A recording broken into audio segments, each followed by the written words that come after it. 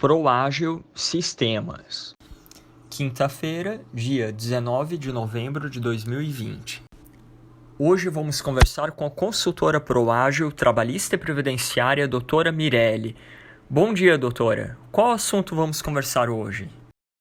Bom dia, Osmar. Tudo bem? Hoje nós vamos conversar um pouquinho sobre a nota técnica 51.520 de 2020, que foi publicada ontem em relação à interpretação do Ministério do Trabalho, Antigo Ministério do Trabalho, hoje Ministério da Economia, já que foi unificado, em relação ao período de suspensão do contrato e redução de jornada e salário e a aplicação em relação às férias e o 13º.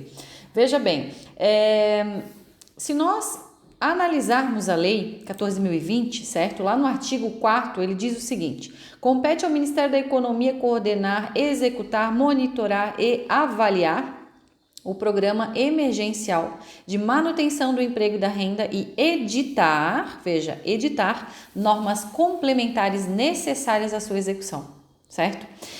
A própria Lei 14.020, que é a conversão da medida provisória 936 de 2020, que trata sobre o tema, deu então, ao Ministério da Economia a autonomia de editar normas complementares em relação àquilo que a legislação trouxe em relação ao período de suspensão e redução de jornada. Logo, eles têm a competência, sim, de editar um parecer e norma. Foi por isso que o próprio Ministério da Economia, então, editou a nota técnica 51.520 de 2020, justamente porque é uma dúvida bem frequente, é uma dúvida realmente com muita discussão jurídica sobre o tema. O próprio Ministério Público do Trabalho tem uma interpretação totalmente diversa, um pouquinho diferente, em relação principalmente ao período de suspensão e aplicação do 13º e pagamento do 13º período, O Ministério Público entende que deve sim ser considerado no cômputo e no cálculo do 13º.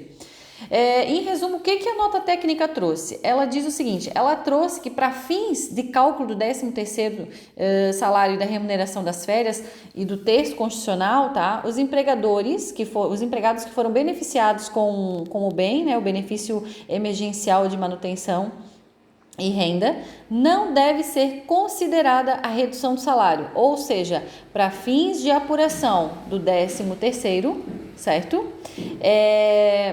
Em relação àqueles empregados que receberam o benefício, não deve ser considerado a redução de que trata a Lei 14.020. Ou seja, eu aplico aos empregados que têm redução o 13º integral, cálculo sobre o período e sobre o valor integral do salário deles sem a redução. Para aqueles que tiveram a suspensão, então eu descontaria o período de suspensão, De suspensão do contrato. Então, veja bem, a lei, do 13º, de fato, traz, acho que é o artigo 2º, da lei, fala o seguinte: empregados que laboraram por 15 dias no mês têm direito a 1/12 do período. Então, se a suspensão foi aplicada no mês, em que eu tive a suspensão ali no dia, por exemplo, 13, eu não consideraria aquele 1/12.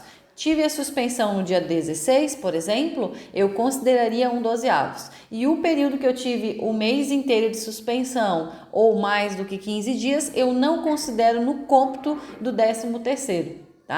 Essa é a interpretação que o Ministério da Economia fez em relação à aplicação da Lei 14.020, Também tem um outro detalhe em relação à suspensão. Os períodos de suspensão temporária do contrato, não deverão ser computados no cálculo. Exatamente isso. Lá na conclusão deles, eles falaram, então, que para o proporcional eu computo integral e para a suspensão eu não computo integral, com exceção da questão do labor por 15 dias no mês, de acordo com a própria lei do 13º, Em relação ao fato do empregador querer ou optar, em pagar o 13º, ele pode considerar e não tem óbice na legislação para isso. Então, ele pode sim negociar com o empregado essa questão. Até porque a época que foi feita a suspensão, a época que foi feita a redução, não sei se isso, né, foi negociado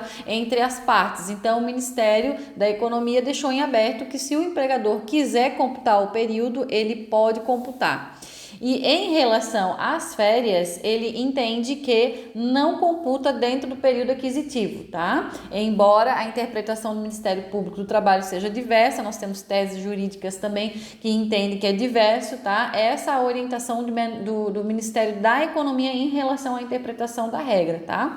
Então fica a dica aí para o pessoal. Eu sei que é um tema bem polêmico, nós temos várias teses, mas, né, a orientação saiu ontem. Se os empregadores quiserem se guiar pela interpretação do Ministério da Economia, eles podem, tá? Fica a dica aí para vocês, uma ótima semana.